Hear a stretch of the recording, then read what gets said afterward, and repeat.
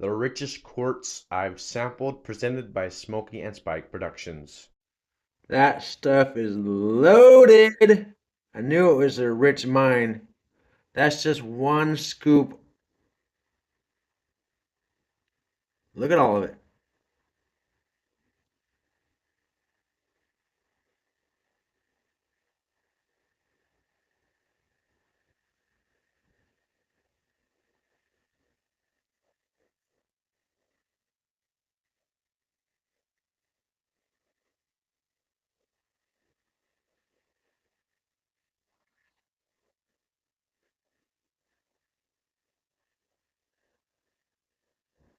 Welcome to Smokey and Spike Productions.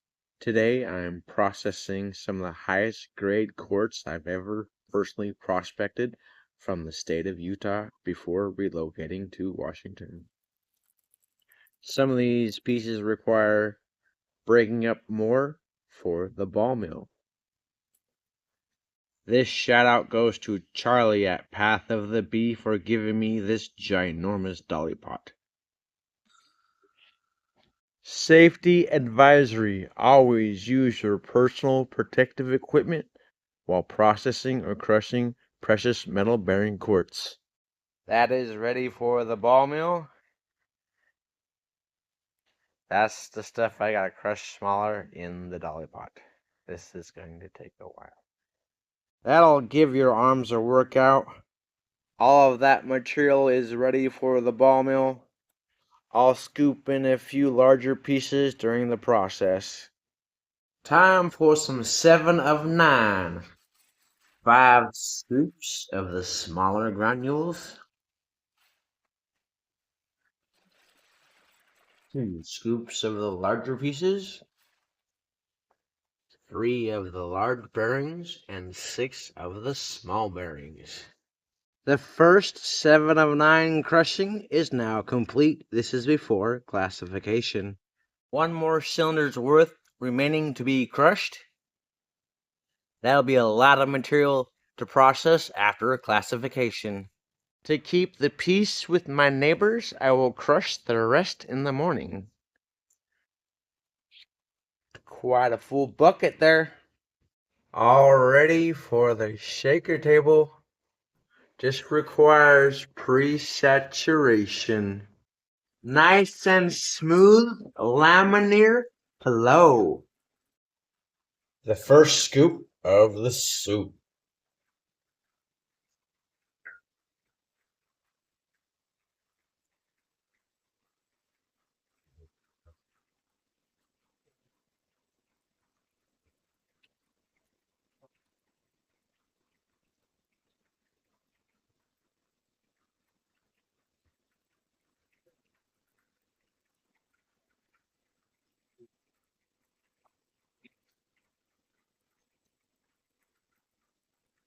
How about number 2?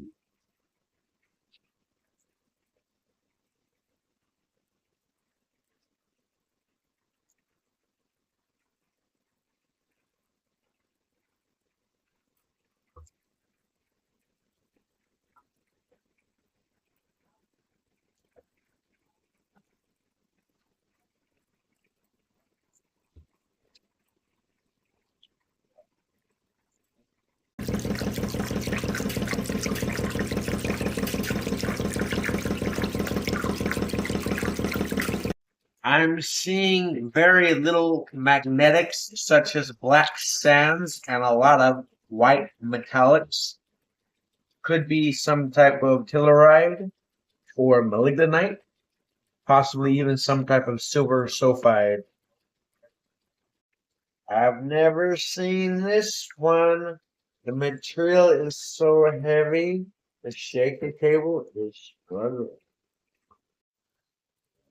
I should call this one the longest run with the richest quartz. It's after midnight. Still processing the material across the shaker table.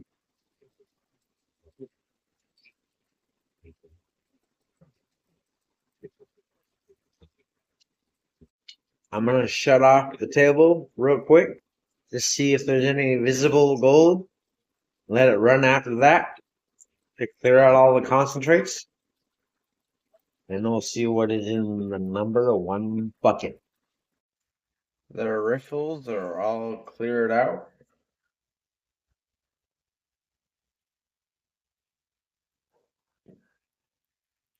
Time to check the bucket.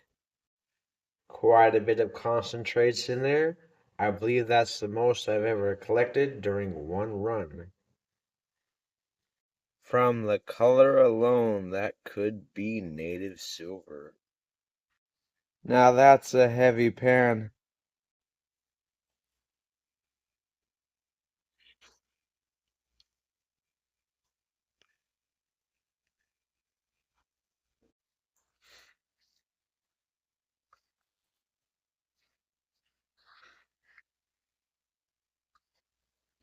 (1,165 grams of concentrate. Smelting and cupellation.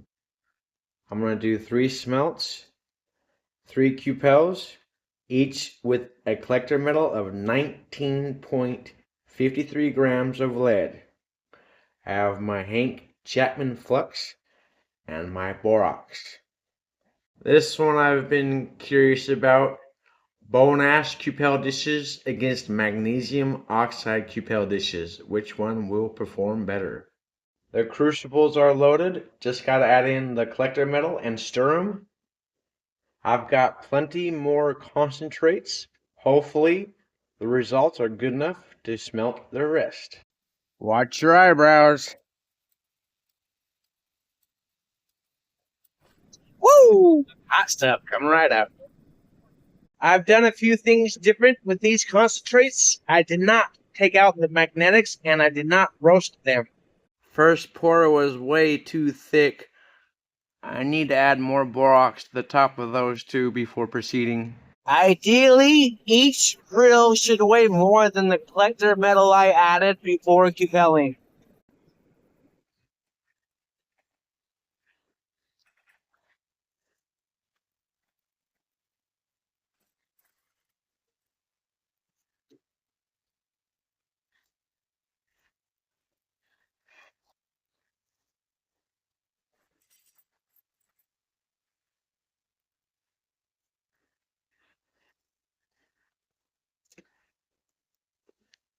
That's better.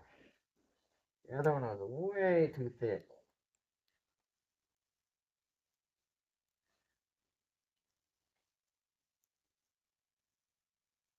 Arrow.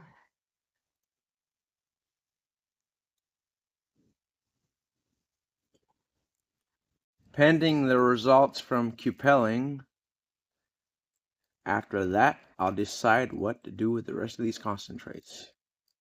Almost poured that one too soon. I should have roasted the concentrates and removed the magnetics. I've got quite a bit of matte layer in the first 2 prills.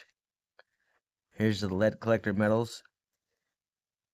Here's all my collector metal from the smelt. Let's get a weight.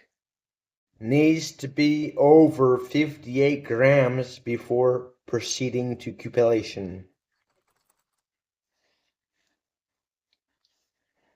That's not good.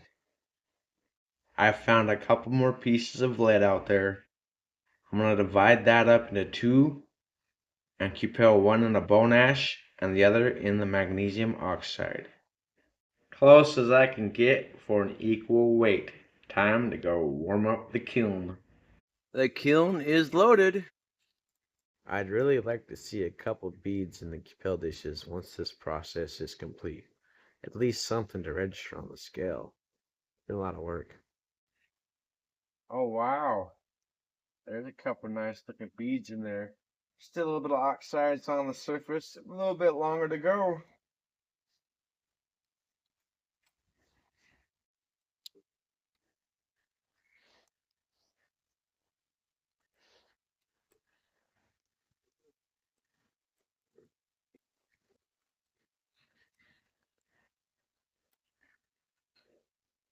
As usual, we have a cloudy day out here in Hoquiam, Washington. I gotta let those cool off and take them inside under some better light to see what they really look like and place them on the scale. Magnesium oxide for the win. That bead just popped right off. The one like a bone ash is stuck in there, plus it stuck the shelf. There we go. Bead stuck in there real good though. The magnesium oxide bead is much cleaner versus the bone ash Cupel dish bead.